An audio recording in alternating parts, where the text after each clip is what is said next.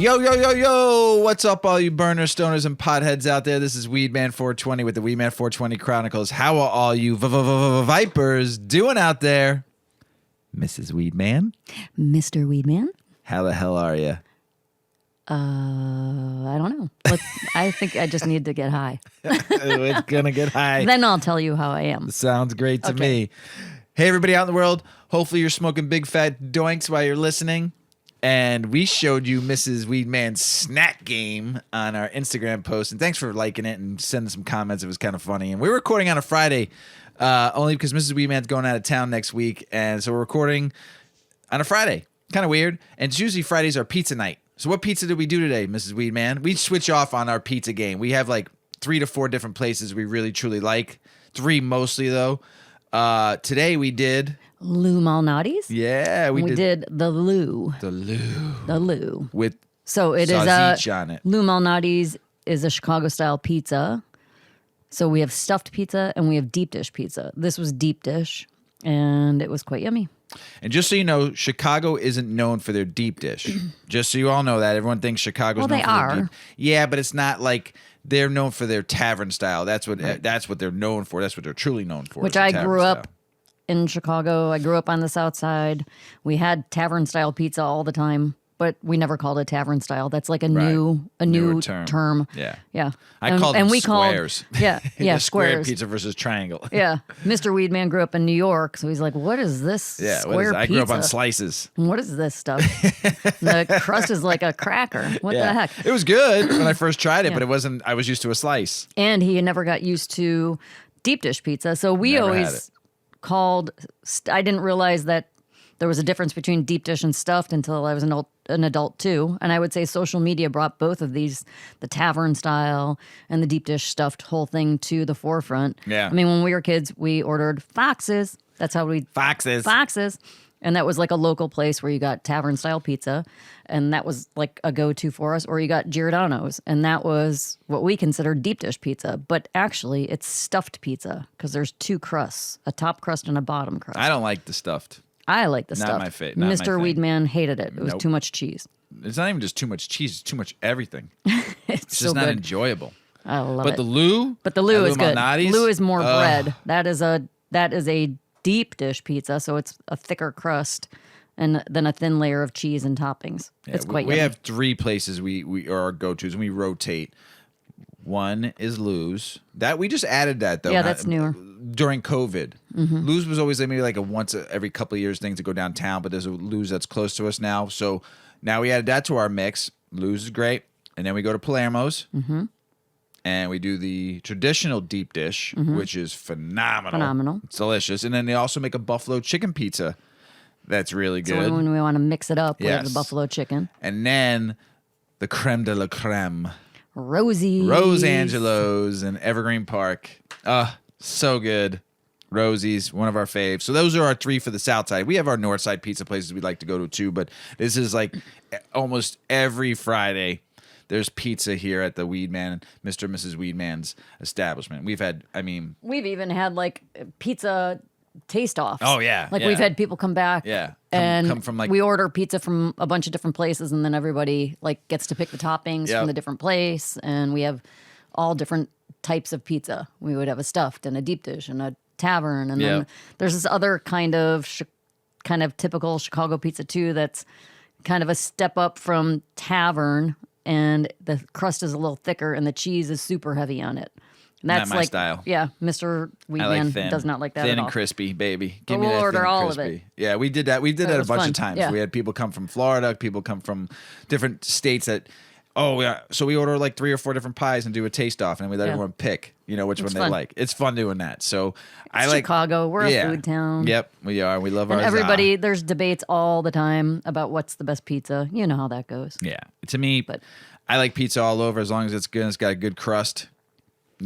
Got to have a good crust. Yep. I mean, I'm biased. I was raised in the Bronx, New York. So I was born in Jersey, but raised in the Bronx, New York. But I do truly love a slice. You go to a pizza parlor and get a slice. There's nothing like a New York slice. 2:00 in the morning, little drunkenness going on. You get a slice. Delicious. Chicago pizza is great. Detroit pizza is great. California, I've had pizza in I've had pizza all over the world.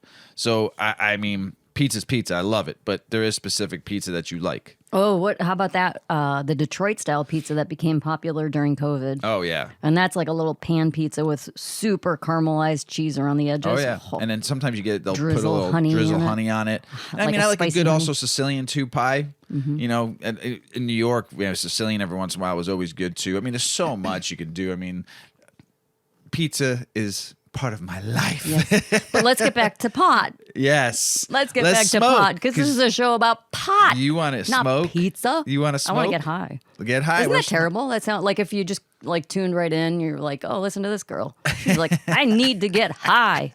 Well, you know what? It's Friday. It is Friday. I am going to get high. Well, we're smoking ChemDawg. Now, we've smoked ChemDawg 4 not too long ago, but this is ChemDawg. This was a pre-roll I got when I was in Oklahoma, the last of that pack, and I'm very disappointed because I do like that pack and how it had the 5 different strains in there. So Mrs. Weedman's going to light up. All right. So ChemDawg is an indica-dominant hybrid, 55% indica, 45% sativa, with a near-even balance between both. ChemDawg, also known as ChemDawg, delivers on both fronts. A clear cerebral high drives creativity, while a stony, sleepy body high fights insomnia and relaxes the muscles.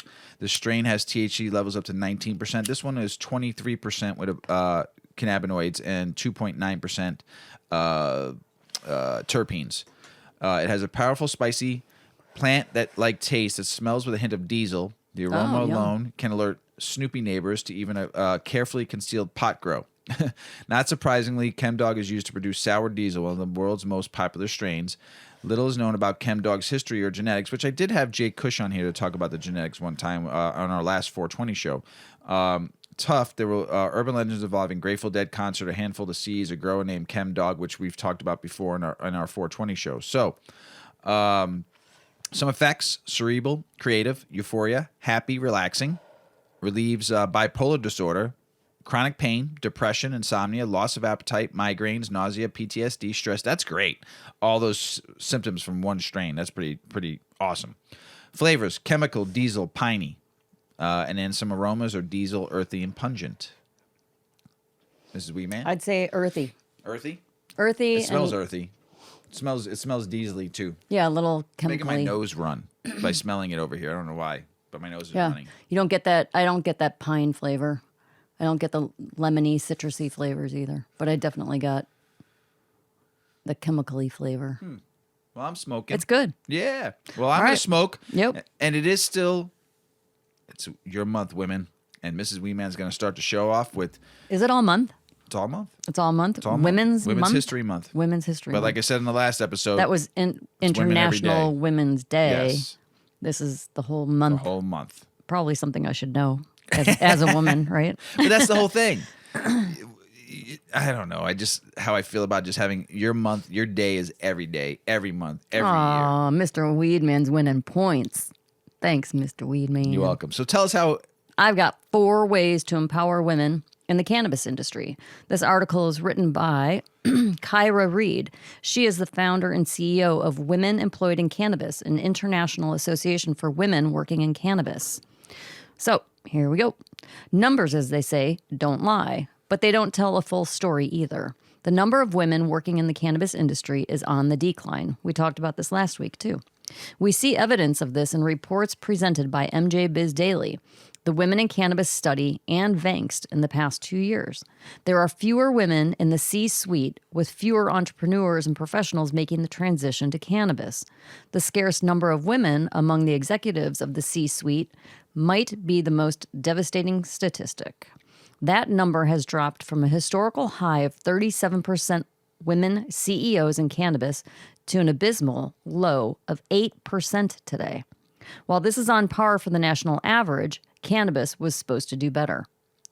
To know the numbers are dropping doesn't tell us why it's happening or if the numbers might indicate other areas of decline. What will happen to the industry culture and priorities if we continue to lose women? Is the loss of women our dead canary in the coal mine, indicating imminent loss of small operations and thereby the people and companies that in fact built the industry from the ground up? Are the cannabis legacy operators, including disproportionately prosecuted people of color, being completely replaced by industrial operations and white-collar executives? These are the questions women are asking as we see our numbers decline. What will this all ultimately mean for the industry growth and sustainability? Well, let's go back to those numbers that don't lie. A quick web search for success rates of women in business shows us that in many ways, women are better at managing companies, teams, and budgets, basically better at all things business. Women-owned businesses have a higher rate of return on investment, lower employee turnover, and higher profit margins than their male-owned counterparts. Numbers say women are very good at business. So if women are very good at business, why are we receiving only 3% of the funding distributed across industries by venture capitalists every year? 3%. That's crazy. That's even worse in cannabis. And for women of color, such funding figures barely register. Yet women, especially those of color, are starting businesses in cannabis at nearly the same rate as men. So this is super skewed, right? I mean, 3% of funding in the general industry and less in cannabis. But we've got the same rate of sexes, male, female, entering the industry. This is crazy. Women in cannabis studies showed 48% of respondents were business owners. Then why are so few of us funded? Are women not interested in or passionate enough about cannabis to enter the industry? Women from all walks of life have been drawn into cannabis for the past decade because they found that it saved their lives or the life of someone they love, and it held promise to be an inclusive industry. When Women Grow began operating out of Colorado in 2014, it spread the gospel that women and people of color had real opportunity to build the cannabis industry from the ground up. Compelled by passion and gratitude, women left their traditional jobs in safe industries to join the cannabis industry and ensure its accessibility for anyone who needs it. It isn't a lack of passion or interest that reduced our numbers in the industry. It is the industry boom hasn't been remotely intersectional in its funding investments. The industry boom has largely excluded funding for women. When a woman can't generate capital for her business, she cannot sustain it. If a woman can't advance in her career with opportunities for more lucrative positions, she will leave cannabis for a better job in a more stable industry. While there are numerous factors telling the story of our decline in the industry, perhaps the single most important factor is that opportunities for women have not really changed much in the past 30 years, despite all the hard work of our women pioneers and fearless leaders. It is time for a new course of action if we are ever going to gain the equity we deserve in an industry we co-create. During the WEIC's Women Leadership Summit in July of 2021, it became apparent that interrogating the whys was fatally subjective, and to answer any of them was not going to promise the change we need or aspire to as a community. What we want are actionable measures we all can take to ensure women are thriving in the industry, actions that will make a concrete difference in the lives of working women rather than regurgitate platitudes and promises that are never realized. Women need to unify around our cause with simple steps we can incorporate into our daily lives to empower women, both in the cannabis industry and others. At Women Employed in Cannabis, we have identified 4 ways to support all women working in cannabis. There are simple steps that will weaken the systemic and structural problems women face in seeking the support we need in our careers and in company cultures to create and build wealth for ourselves. History proves that wealth begets wealth. So here we are, simple steps. Pay women what they're worth. Pay women the same as men for the same job. Hell yeah. Yep. The 4 Ps, baby. Mm-hmm. Pay women when their bills or paychecks are due. Pay women bonuses and create incentives for them to earn more money when they make you more money. Seek out women to hire in both the personal and professional aspects of your life, from your dentist to your accountant to your mechanic. Go out of your way to buy from women. Use your dollars to help women build their own wealth so they can, in turn, help other women do the same. When we pay women, we empower women and level the playing field. 2, promote women. Advance women in your companies by promoting them. educate, train, and mentor women to become executives and leaders, and then move them up the ladder. Share women's stories and successes, promote the great works and achievements of women, and promote the smaller ones too. We often underpay our achievements, and we miss out on the inspirational and aspiration it provides to see other women succeed. When we do it for each other, it's even more powerful. 3, partner with women. Women are excellent managers by nature. We are collaborators and community leaders. Women bring unique feminine traits to business and enable others to embrace differing perspectives. The embrace of differing perspectives is the path to peace. Let us never forget that. And 4, protect women. Do not publicly shame, trash, or degrade other women, regardless of what they may have said or done. Defend women, stand up for women, have the backs of the women you know and don't, and even women you don't like. It is imperative that we look out for each other in a way that strengthens the power of women in cannabis and beyond. If we act as an impenetrable force, we will realize the vision for a more just and equitable cannabis industry, where women don't just survive, we thrive. If we, as a community, can instill these values in our personal and professional worlds, we can effect real changes in our industry and provide more opportunities for all women in cannabis. We invite you to join the crusade and take the pledge to pay, promote, partner, and protect women working in cannabis in 2022. Hell yeah. Hell yeah. Hell yeah. Cheers to that. Girls rule, boys drool. Is that your line? Yeah, girls rule, boys drool. But, I am not totally a firm believer in boosting yourself up by putting someone else down. So it's a cute little saying, but... I drool over you. You do drool. I mean, it's Over not really... you. You could still rule and drool. But I drool over you. Oh, boy, you're going for some big points tonight. Carofoline has a special ability to bind to the CB2 receptors, making its therapeutic benefits even more pronounced, which is a fantastic benefit for those seeking relief from inflammation and pain. I'm stoned. Yeah, me too. I'm pretty stoned. I'm over here like out of breath from reading. This could be a good one. This could be a good show. I'm pretty high. Scientists have identified around 400 terpenes, and we've talked about a lot of them on the show, but we're going to talk about carofoline because it's just some more information about it. So, though only a fraction of them are well known, these aromatic compounds exist not just in cannabis but in other plants too. So let's get to the article. What is beta-carofoline? Carofoline, which is also found in herbs including basil, oregano, black pepper, has a spicy, peppery aroma. It's the same aroma responsible for giving the said herbs that kick when you smell it. In some cases, it can be spicy and musky, which probably the strain we took probably has carofoline. It didn't say the terpenes in it. Carofoline has a unique molecular structure. Specifically, it is because it has a rare psychobilente ring that isn't found in other cannabis terpenes. When you consume cannabis high in carofoline, internally it easily binds to the CB2 receptors, unlike THC which binds to the CB1 receptor.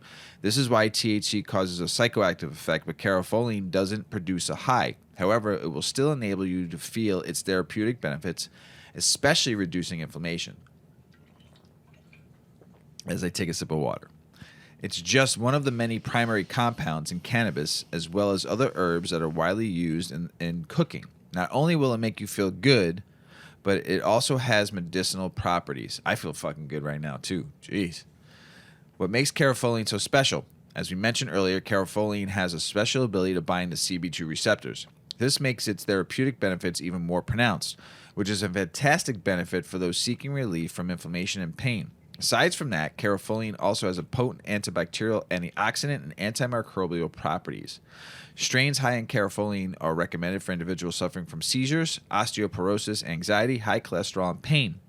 There has also been some research showing that carofoline can protect you from neurodegenerative diseases. Man, I got that. I'm fucking baked too. Mm-hmm. Carofoline has also been shown to induce a sense of relaxation.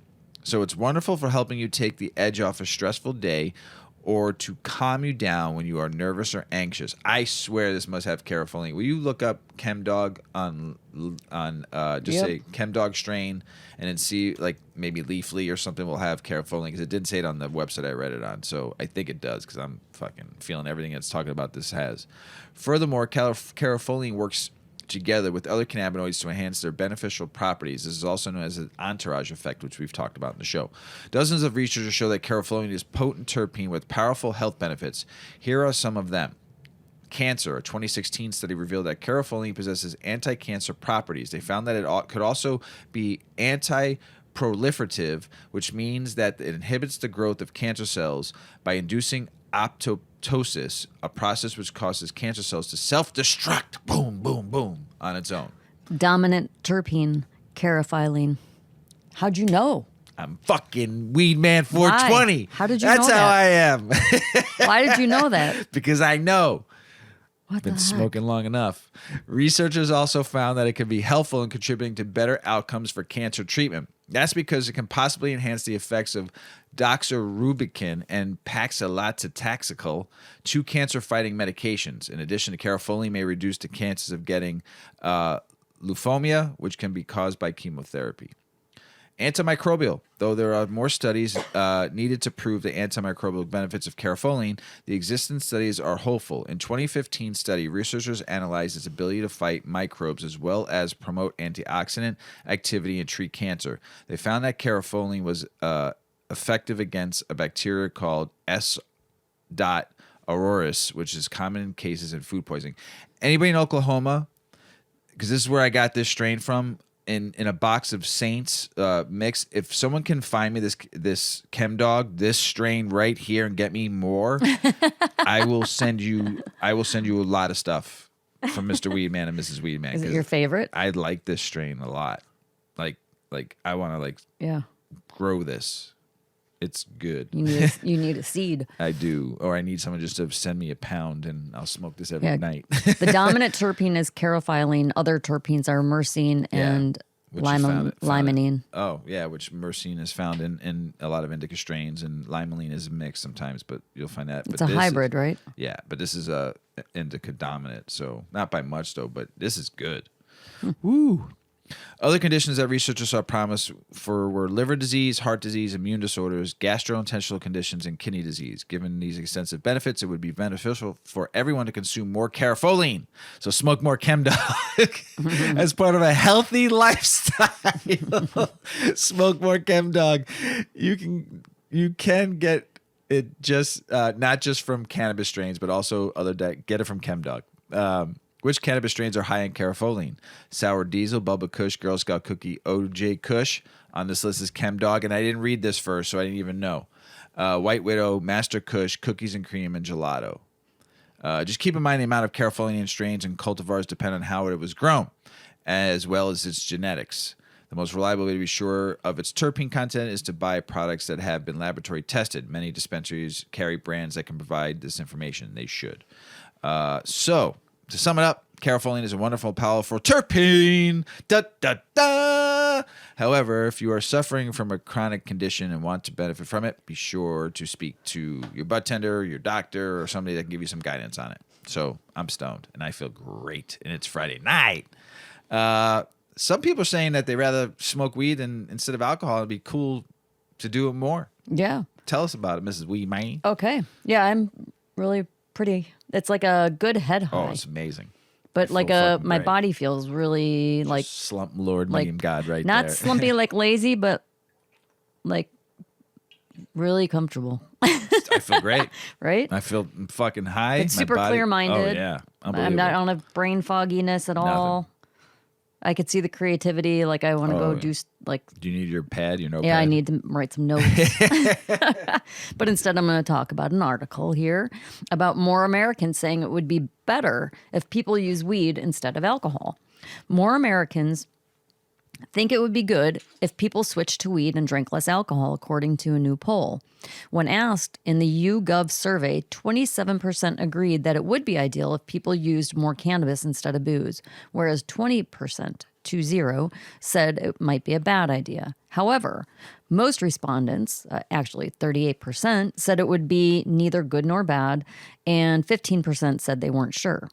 While there's been ample discussion about the pros and cons of alcohol versus cannabis, advocates have been quick to point out that liquor is strongly associated with long-term health issues, and people can die from alcohol poisoning.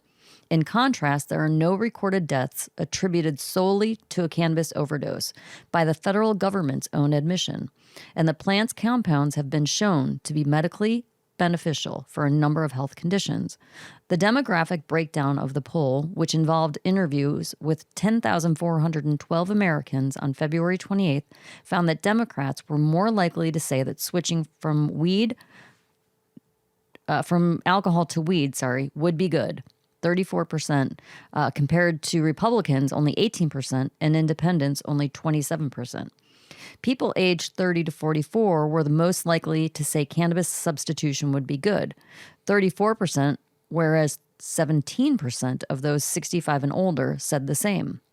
Regardless of public opinion, it does appear that states where cannabis is legalized for adult use are seeing a stronger trend toward cannabis sales over time. For example, Massachusetts is officially collecting more tax revenue from cannabis than alcohol, state data released last month. Illinois also saw cannabis taxes beat out booze for the first time last year, with the state collecting about $100 million in taxes from adult use cannabis. $100 million more from adult use cannabis than alcohol. So not just $100 million more than what alcohol brings in tax revenue in the year 2021. And then there was this little note. The article closes out with this, which doesn't really make sense to me. A 2019 report separately found that the number of drunk driving accidents in Idaho decreased following the legalization of cannabis in Washington state. I don't know.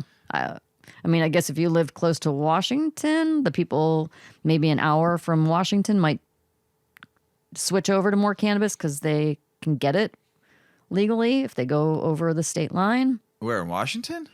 Yeah, but why would they go over the state line? I don't know. Well, that's what I'm saying. So this is a report that I don't get. The report found that the number of drunk driving accidents in Idaho decreased when Washington went legal. Oh, okay, because Idaho's it's not legal at all. Right. There, so I'm saying like maybe just a portion of the state goes over the state line and gets weed, and that was enough to impact that's huge. The Idaho numbers, they're not drinking which is kind of crazy. Yeah, Idaho, get your shit together. Yeah, I mean, why wouldn't they just legalize it? Now then? it makes sense. I got it. It does. Yeah. I mean, it's just kind of a weird. Sense.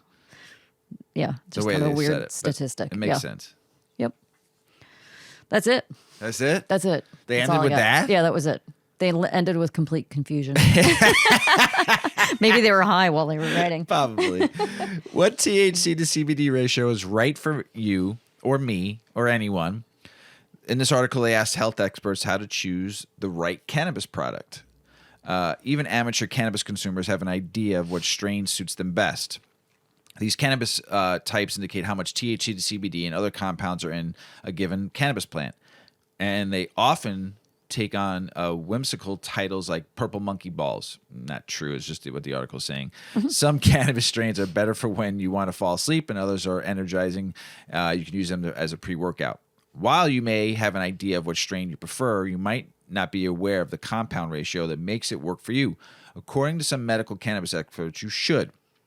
The reasoning essentially is this: the more cannabis is bred and sold without regulation in the United States, the more difficult it becomes for growers to be consistent in their grow practices for certain strains. Don't ruin that ChemDawg. So someone get me some. Now that humankind has been breeding cannabis into various hybrid strains for over 300 years, many users are reporting inconsistent effects.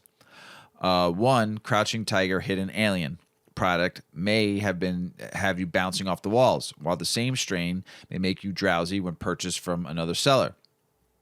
Many cannabis users report anxiety and paranoia from cannabis strains intended to induce calm, while some people use strains intended to be energizing as a sleep aid. Choosing a cannabis product based on its actual THC to CBD ratio rather than what strains it claims to be may offer buyers some more assurance. In this article, I really wish more people would buy cannabis based on chemotype, the chemicals in the plant rather than strain. Dr. Leahy Vin Okur, a Maryland-based cannabis clinician, told this article. Strains have been so mixed up over the years that I don't even believe pure sativa or pure indica strains exist in the way they used to. If you know exactly what amount of CBD and THC you're looking for, I think that's more reliable. His opinion. In many states, sellers are required to list the ratio of CBD or to THC on the product label. Most cannabis products in the market have high amounts of THC and very little CBD, so you have to do some hunting if you want to find a THC-dominant product that still has a good amount of CBD in it. According to Dr. Kenneth Weinberg, Chief Medical Officer at Cannabis Doctors in New York, a 20-to-1 ratio of THC to CBD used to be normal in cannabis products. Today, many products have 100-to-1 ratio of THC to CBD. How does the ratio of THC and CBD affect your high? Here's the simple version. THC is a psychoactive molecule in the cannabis plant, and in general, the more THC you have in a cannabis product, the higher you are likely to become. CBD has many of the same medicinal benefits of THC, but generally without the psychological effect, though some CBD users experience wooziness or drowsiness while using the product. Very few report feeling high in the sense that traditional cannabis users do.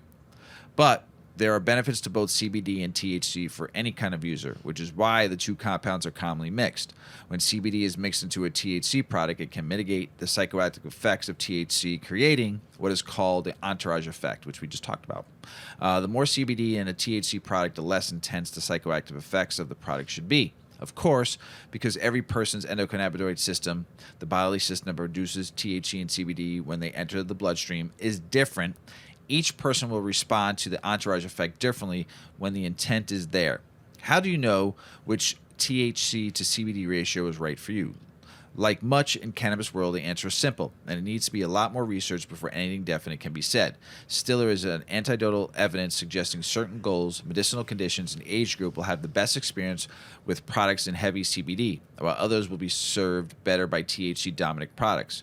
We asked cannabis health expert Dr. Leahy and Dr. Kenneth what THC and CBD ratios they recommend for 5 common types of cannabis users. So here's one. For those struggling with the mental health, anxiety, depression, PTSD, high CBD. Some research shows that the CBD binds to some of the parts of the brain and common antipsychotics. It would make sense since the THC can sometimes trigger paranoia. Many which users sense a calm generated by CBD and often use it to decrease feeling of depression and anxiety. For cancer, they say high THC. Cancer can be treated with cannabis, but many of the effects of cancer can. Medicinal cannabis is often prescribed to mitigate the nausea that often reflects from chemo treatments as well as loss of appetite. For seniors, CBD dominant. Why? No psychoactive effect, more body relaxing, great for sleep aid. For those with chronic pain, half and half, depending on your lifestyle. The doctor says she generally recommends products with THC to CBD ratio closer to 50-50 for patients battling chronic pain, not necessarily because it's more effective, but because the patients usually can't afford to experience psychoactive effects from high THC cannabis all day. Recreational users, THC dominant. I want to get high, so high. Discover what CBD and THC ratio works for you. Have fun, explore, experiment. Just fucking, man, make yourself humble using it. It's great. Try it all out. Guess what? I get to go again. Let me take a sip of water. Mrs. Weedman, say something for a second. I'm drinking a really nice beer. It is The Pursuit of Freedom, and it's a cranberry orange beer, which sounds more like a cider. It's pretty tasty. Yeah. Revolution Brewing Company, Chicago Brewing Company. There you go. And, I guess the more important thing I wanted to say is I'm drinking it out of a very funny cup. Yes, you are. It's from a bar in When I was in Tulsa. Oklahoma. Yes, the Mercury. Oh. And so it has the bar's name on the front, and then on the back it says, "Mamas, don't let your cowboys grow up to be racist." I like that. They made a beer with that, too. It was a lager. Oh, yeah? I had it when I was there. Yeah, it was pretty dope. Cool. It was good. Cool-ass bar. Tulsa, the What is it Mercury. called? The Mercury? The Mercury.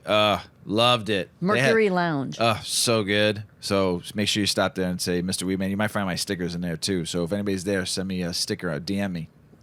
The Oklahoma House of Representatives passed a bill to decriminalize psilocybin. Good for you guys. The U.S. Department of Agriculture included information about hemp data as it collects in an annual Privacy Act notice. The House bill to seal certain cannabis and other convictions got 6 new co-sponsors for a total of 16. South Dakota, Governor Kristi Noem signed several medical cannabis reform bills into law, and the legislature sent her several other measures. Separately, Democratic gubernatorial candidate Janie Smith, currently the House Minority Leader, criticized the governor, good for you, for undermining the state's voter-approved cannabis legalization measure. Good for you, calling her out. Love it. New Jersey's Governor Phil Murphy's budget proposal recommends using cannabis revenue for benefits communities harmed by the war on drugs. New Hampshire House Minority Leader Rennie Cushing, who championed cannabis reform, passed away. Man, he fought for it too, which is great. Sorry that you died. The Connecticut House General Law Committee held a hearing on legislation to ban forms of cannabis gifting. The Maryland House Judiciary Committee held a brief hearing on cannabis legalization bill that brings presented an alternative to legal cannabis plans to the full House. So let's go some more. Illinois sales for the month of February, short a month too, with medical and rec, 142.2 million. Man, Illinois. Illinois craft cannabis grower bill highlights tensions between big companies and minority entrepreneurs. This is all to deal with the craft grow licenses that were awarded, but the licenses only say they can grow up to 5,000 square foot of cannabis space. That's too restrictive. They're saying they want 14,000, and there's a lot of companies in the state of Illinois that are saying that cannabis companies are telling them, no, we don't like what's going on. It's kind of going crazy. I mean, these companies should have been opened already and growing good weed, but now they're stuck and they're losing money. And man, social equity advocates, man, and all the people that got those licenses, man, you got to fix this. There's a lot of MSOs out there that don't want that happening. So, new rules for Michigan cannabis program, including lower fees. This is great. It makes me want to move to Michigan. Here, Michigan regulators are implementing new rules for the state's cannabis program, including lower application fees and removal of tiers. The mandatory regulatory agency changes effective March 7th include lowering recreational medical cannabis application fees from $6,000 to $3,000, removing adult use cannabis established renewal tiers, removing medical cannabis facility renewal tiers effective in the fiscal year of 2023, settling the initiative cultivation licenses fee at $18,600 and allowing a grower up to 300 plants. Nice. Fucking Michigan. Just amazing what you're doing with your cannabis industry there. Except for some stuff I know I've talked about in the past, but doing that is big. And let your caregivers get that license. Give them a home grow license. Let them be able to produce. They grow some of the finest weed in the United States. Michigan caregivers deserve a license like that. They're growing. Let them grow 50 plants, 100 plants. Let them sell to dispensaries. Craft growers deserve it, just like people who are spending this. So that's just my opinion. More about South Dakota. They're still putting it back on the voters. This is so bad. The House members killed a bill for the last time on Thursday, narrowly passed the Senate last month by 18-7. So, a separate measure that legalized cannabis for medicinal purposes was approved by voters and is now law, but still not recreational. They're also saying that in this bill, they're trying to say they don't. You can grow 3 plants, but this was the proposed amendment would allow the possession of recreational cannabis and allow residents to grow 3 plants or less in a locked space and out of public eye. The measure would not allow for the sale of cannabis. It would not bring in additional tax revenue, according to the fiscal note from Legislative Research Council. What? There would be a decreased expense for the state due to decreased incarceration from the nullification of some cannabis-related laws, but the decrease in expenses is projected to be negligible at the time due to be minimus number of individuals in prison due to crimes related to an ounce or less of cannabis. Minimal effect on cannabis laws related to the cultivation and possession of cannabis directly from plants. The note said the decreased expenses for jails would be more significant. That fucking state drive me crazy. D.C.'s recreational cannabis ambitions blocked in a federal bill. D.C. So we can just keep on giving weed away. That's fine. And you can keep on growing in D.C. Fine. I don't know what to say about that. I'd grow. Here's a T-shirt. Can I get some weed? T-shirt's $50. So, first New York cannabis sale permits will go to people with convictions. Hold them to what they said. That's big, New York. That's really big. Good for you. You can smoke in the streets, and people with convictions get a friggin' license because they deserve it because they're the ones that took it to the traditional market first. Ohio sold more than $381 million in medical cannabis last year. For just 58 dispensaries. That's pretty good. Just over close to 300,000 patients. That's good. Man, got to be happy with that. 381 million. Delaware cannabis legalization bill fails in House even though most representatives voted for it. How does this happen? A bill to legalize cannabis in Delaware failed to pass the House of Representatives on Thursday even though a majority of members voted for it. 2 House committees have previously advanced the reform bill, okay, but it was ultimately defeated by a full chamber vote of 23 representatives to support and 14 against, failing to reach the required 3 to 5 majority to advance to the Senate. Delaware. Oh, my goodness gracious. I'm going to smoke some more of that weed, though. Mm-hmm. Kentucky. I love the state of Kentucky. Love Louisville. You know how much I talk about it. I got some good friends down there. Good bourbon. The Bourbon Trail. Just yummy. But good. There's 2 places I love to go when I'm down there. Mama's, their wings, and I gotta get my rub. That Mama's. sounds like a problem. It a is. dry rub for making ribs. Yes. So rub my wing with the rub, and the Post Pizza place. Here we go about pizza again. Unbelievable. And there's some really dope bars down there too. Oh my God. I have smoked a lot of weed down there with a lot of people. Mm-hmm. I do love Louisville. Met a lot of great people down there. I know it's just a committee that approved it, but that's a start. Mm-hmm. Huge. That's right. Hey, did you ever have a hot brown when you were in Kentucky? In Louisville? I've never had one. I saw someone eat one time. Yeah. But I just never ordered one. It's like the Brown Hotel and the hot brown. Yeah, and it's like layer upon layer Yes. of like comfort food. I've never had bowl. one, but I've seen someone eat it. It didn't. To me, I just didn't want it. Yeah, I think Probably it would be 'cause I was fun. Like if you high, got like if you got like a table hot brown, Right. and everyone had. Oh a few yeah, bites, we got to share it. That'd be good. Yeah. Hot brown? Is it called a hot brown? Yeah, I believe it's called a hot brown. I think now it sounds funny.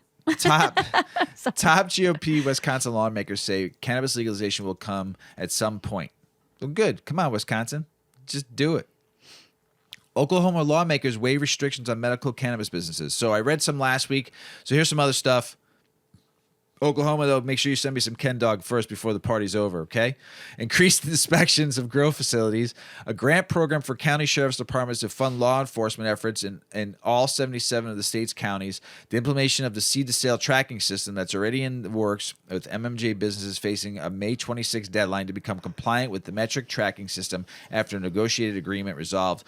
I have a friend there told me that a lot of dispensaries are closing like crazy because of all this with the metric system. Yeah. And a lot of the legal grows are already shutting down. Wow. So just by hearing this.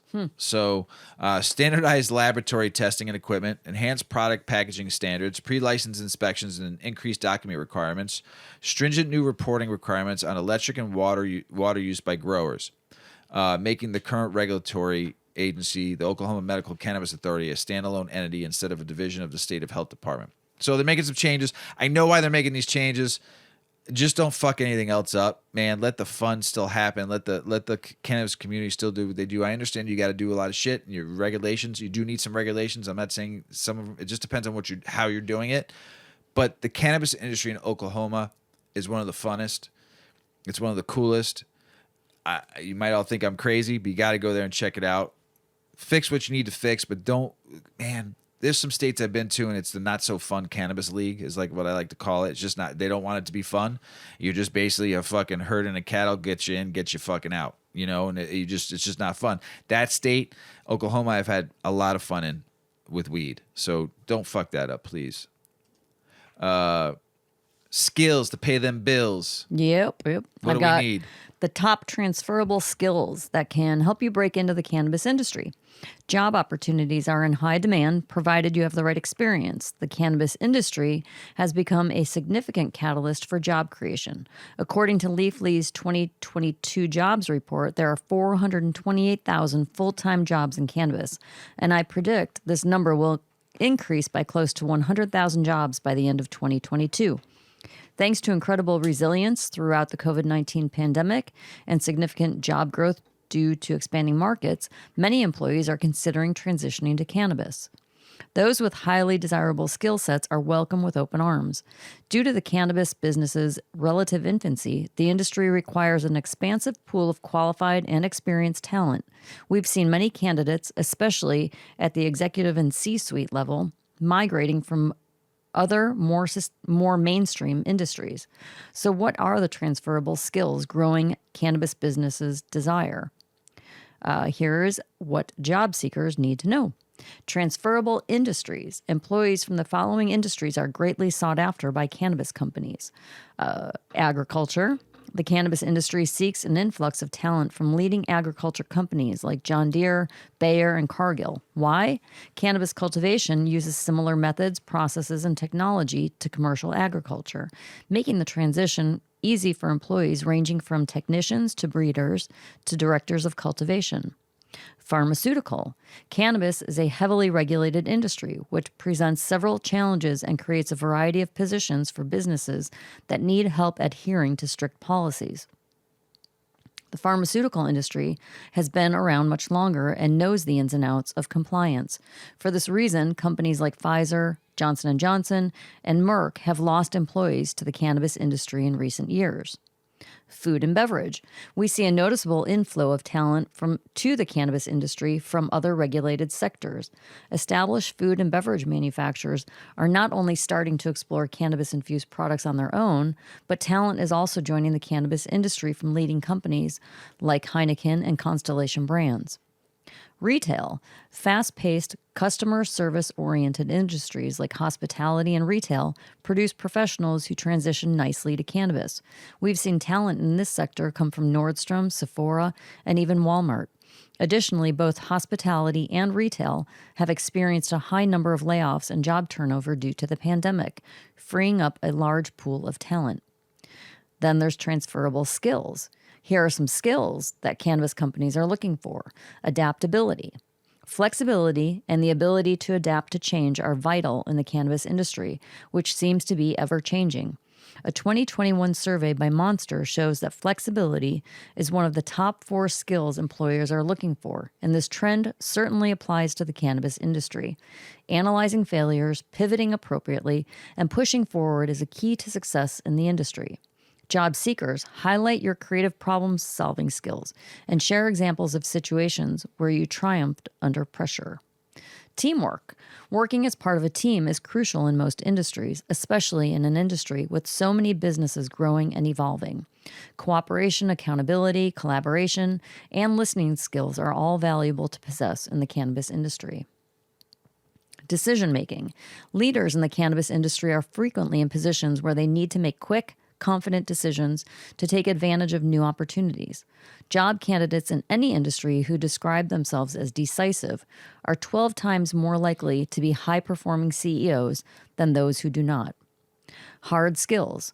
Whether you're a digital marketing specialist or an accounting expert, maybe even a legal professional, cannabis companies are looking for these hard skills and more as the industry continues to mature. There are a variety of abilities, education, and experience that will transfer seamlessly to the cannabis industry and position you as a qualified candidate for cannabis roles. Brands know that marketing is crucial to survive in a crowded and competitive market space. So how do cannabis companies attract talent?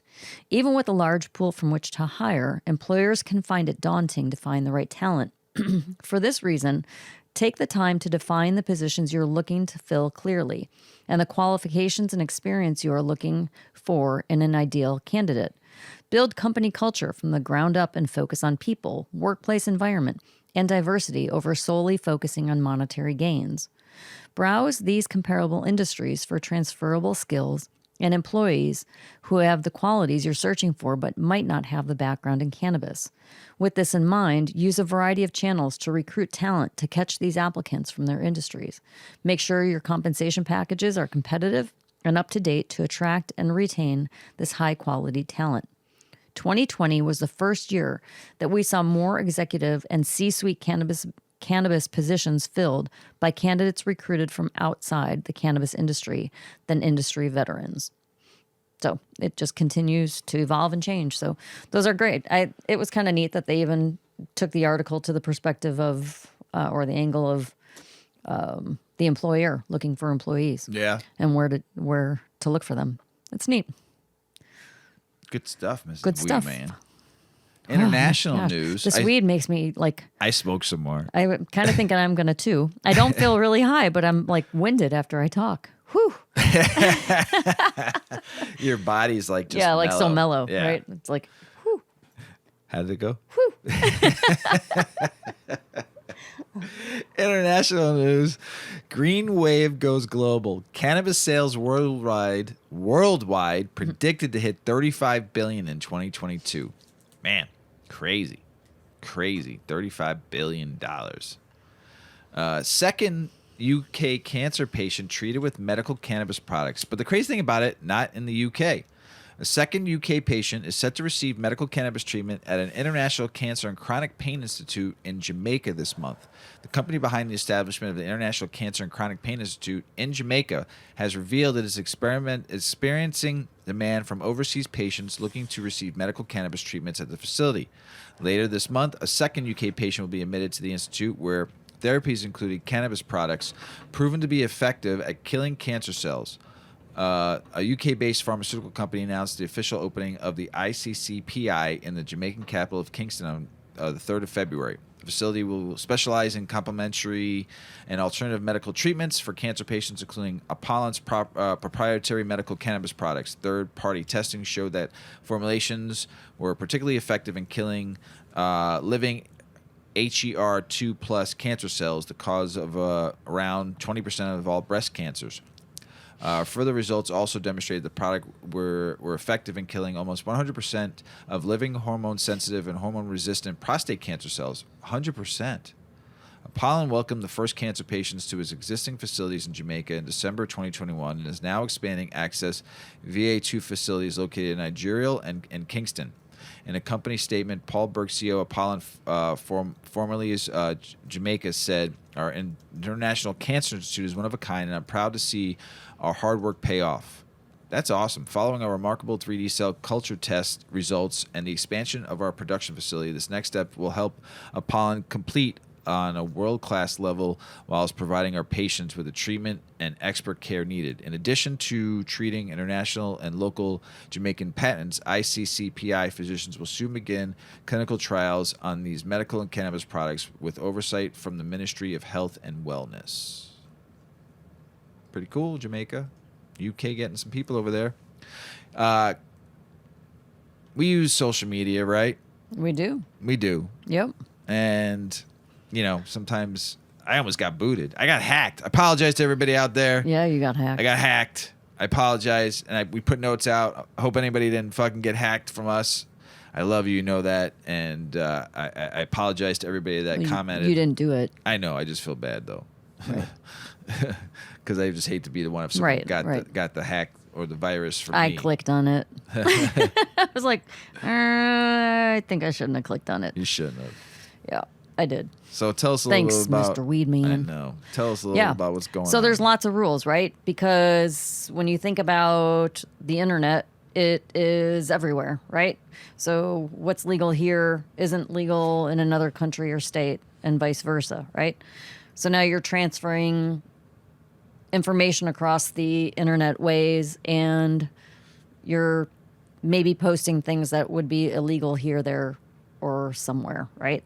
So when it comes to like Google, especially YouTube and all your social media platforms, they're real funny about cannabis being in an ad. If it's a paid ad, you can't put cannabis in it for some because it's still federally illegal, right? And the internet is governed by the feds, is it? I don't know. Whatever. You can't. That's the rule. No. But it's stupid because there are exclusions to the rule for big companies, of course. So this is an article about cannabis industry putting a petition out asking Instagram to start permitting cannabis content.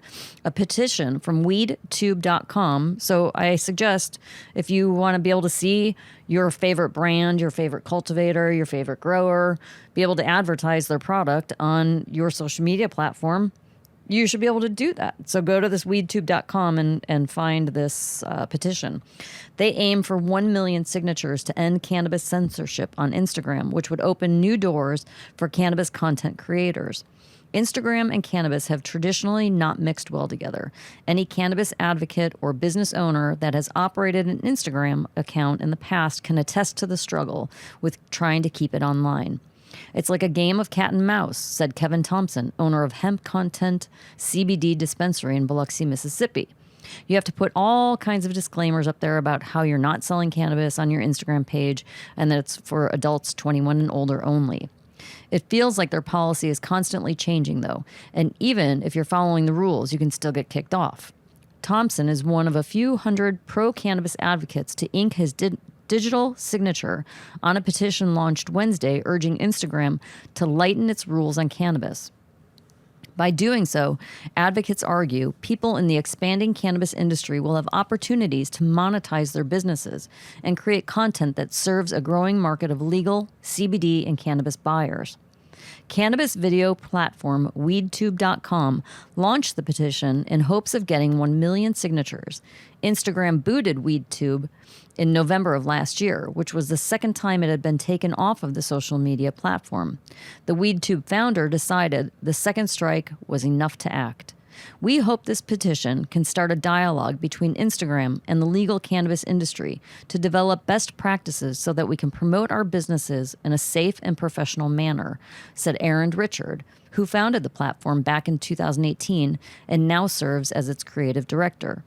Richards accused Instagram and other popular social media sites like Twitter, Facebook, and YouTube for targeting independent cannabis operators when cracking down on cannabis content.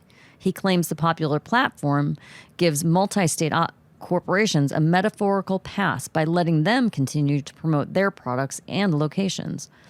Recreational cannabis is permitted in 18 states and Washington, D.C., and 36 states allow some form of medical cannabis. Yet U.S. authorities still consider the plant a Schedule I drug with no recognized medical value, which is why companies in so many federally regulated industries, tech, banking, and gaming, to name a few, are so hesitant to get involved with cannabis operators. It's just so backwards. Backwards. Yeah. So I say go on there. Go on to weedtube.com and look for this petition and sign it. Sign that shit. It helps. It's going to help small businesses thrive. Yeah. It's, it's I get worried posting stuff about... It helps break the stigma. I get worried careful. all the time. About, you have to be careful about what you hashtag on the Weedman Chronicles page. Yeah. Because they'll flag you and yeah, lock you up. Get a little nervous every once in a while. I don't want to lose all my friends in cannabis community out there. That'd be sad. That'd be sad.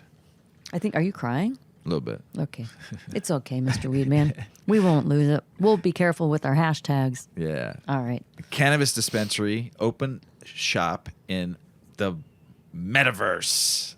I'm so... Wait, what? The metaverse, yeah. Wait. Cannabis shop? Yeah. In metaverse. Yeah. The metaverse is Facebook. That's one. There's many metaverses. The Meta is Facebook now, but metaverse is like you create your avatar, and you can live in the metaverse. How come they're allowed to put cannabis out there? Because it's privately owned. Maybe. I don't know. I don't know. Here, let's read. The cyber frontier of the metaverse is still in its infancy. It's already home to a cannabis dispensary. Or more specifically, you can order your cannabis for delivery in the metaverse and have it delivered to your address in the real world. What? The real world. Okay, and that's allowed. That's allowed. This may sound very futuristic, but it's happening now. Florida-based Candy Girl opened a dispensary in the Decentraland metaverse, which is not the Facebook one. After spending 3,850 mana, a cryptocurrency used to purchase virtual plots of land in Decentraland at the time of purchase that equaled $13,280.50. Wow. So another place, too, called High Life CBD has also opened up a digital location in the Crypto Voxels metaverse. Both are betting that shopping at the metaverse and getting your cannabis and CBD products delivered to your doorstep is an experience people will enjoy. Huh. I don't know if I'll ever fucking going. I kind of like the real world. Yeah, me too. I don't know if I'll ever go into the metaverse. I can't even.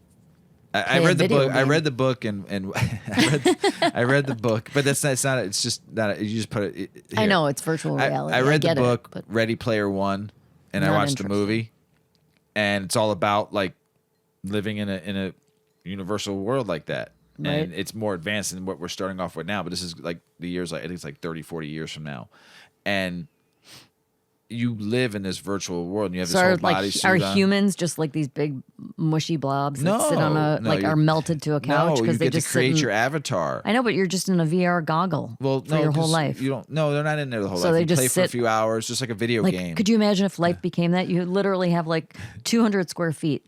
You have like a food tube, right? And you have a bathroom that's like 4 by 4 feet. And a couch, and like not even a couch, a chair, and you just sit in that chair with the goggles on, and the walls are white. That'd be just awful. Right. But that's going to happen. There's going to be people that do that. 100%.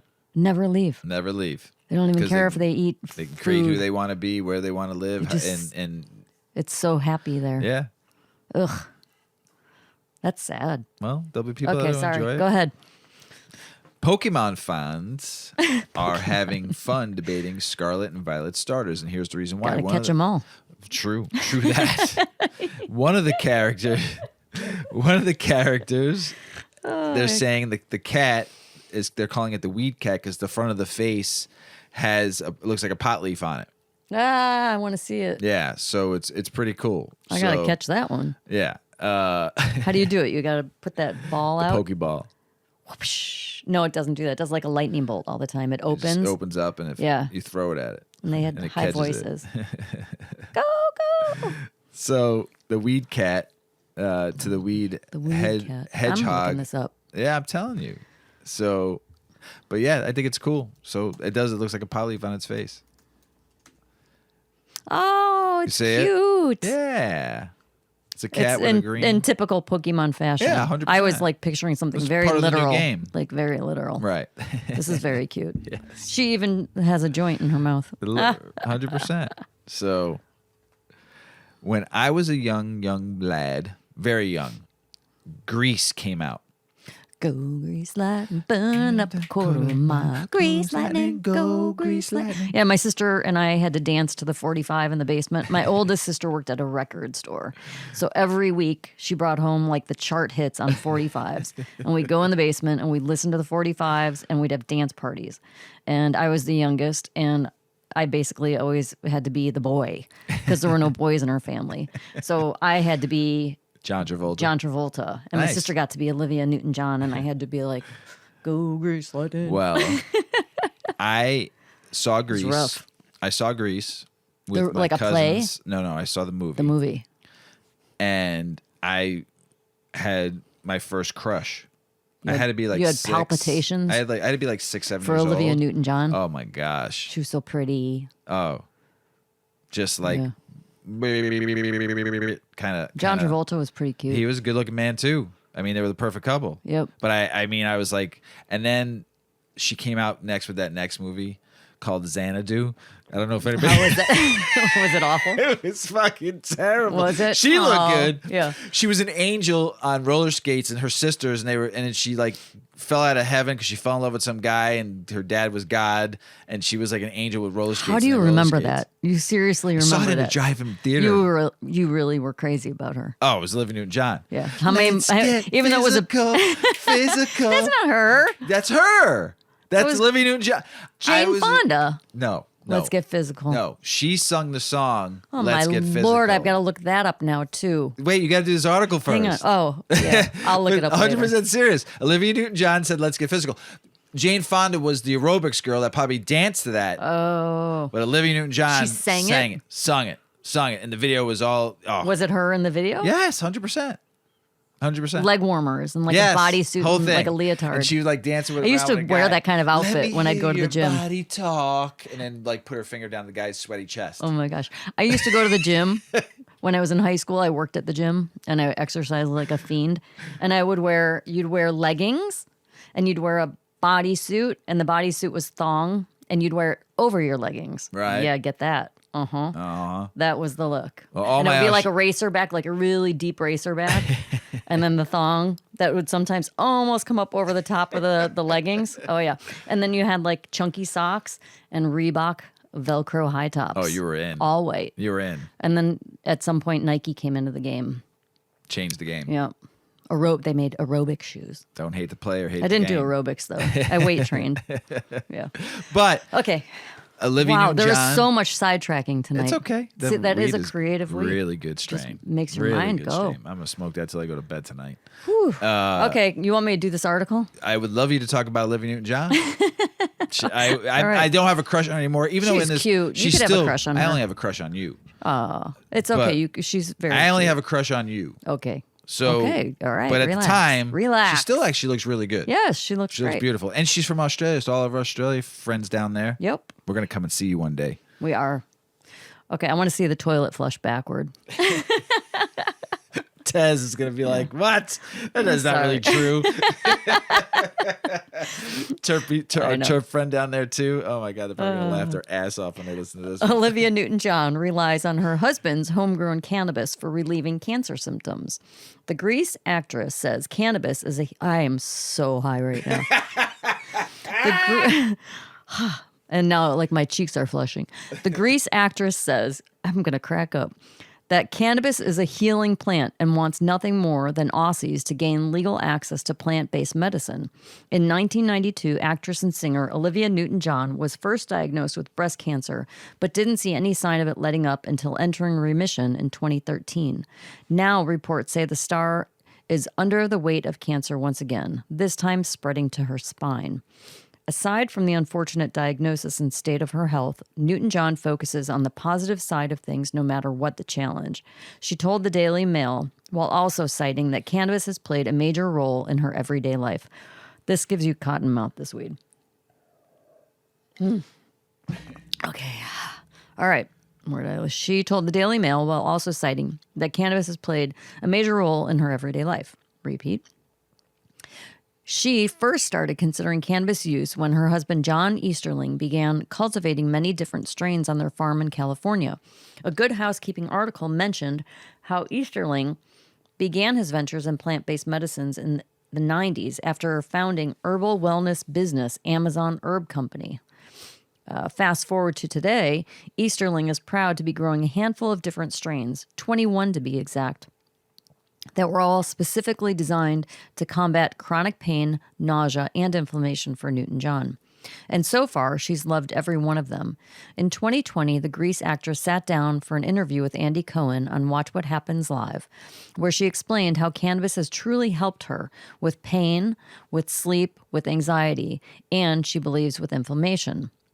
Reports Prevention magazine. Prevention also wrote that Newton John's positive experience with cannabis resulted in her urging the Australian government to legalize medical cannabis. Yeah. She added that it's a healing plant and is something that should be available to everyone who's going through a Go chronic Olivia. illness or pain. Her admiration for medical cannabis has extended into ventures with her Olivia Newton John Foundation, a fund called Beyond Cancer, which sheds light on the many benefits of plant-based medicine, not to mention her hospital in Australia, the Olivia Newton John Cancer Wellness and Research Center. She's a legend. That's very cool. Any of our Australian friends know her and her husband, that's how you're going to get me out there to do a podcast with Mr. and Mrs. Weedman and them and smoke Could some you of imagine? his weed. So get us out there. If anybody knows her or him, I will buy tickets. Well, they live in California. No, I want to go to Australia. Oh, then we'll meet them there. We'll come and meet them in that's what Australia. I'm saying. Yeah, get us to go there. I want to go to Australia. I don't want to go to California. I've been there. I want to go to Australia and hang out with our friends there. That'd be great. Man, that's some good mother effing weed. Hooey. Love it. I'm going That's to a smoke that until I doozy. go to bed. I'm Yeah. telling you what, that's good stuff. ChemDawg. Got to get you some. Find some phenos. Something. Anyway, you got anything else to say, Mrs. Weedman? Nope. Nope. No. Nope. No. Oh, it's St. Patty's Day. Soon. I know. Happy St. Patty's This Day. weekend. Man. Southside No, Irish Parade. next week. No, Southside Irish Parade. The parade is this this weekend. weekend.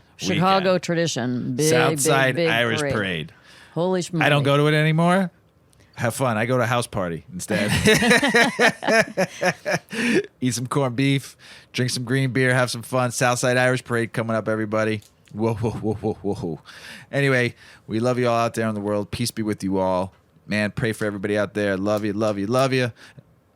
Check us out on all of our social media handles. Weedman 420 Chronicles on Instagram. Weedman 420 Pod on Twitter. Weedman 420 Chronicles on TikTok. Weedman 420 Chronicles at gmail.com. Weedman 420 space Chronicles on YouTube. I got it all right this time. That's a lot. I got it all right. Okay. Got it all right. As Paulie always says, smoke smart, puff puffing away. Puff, puff, pass.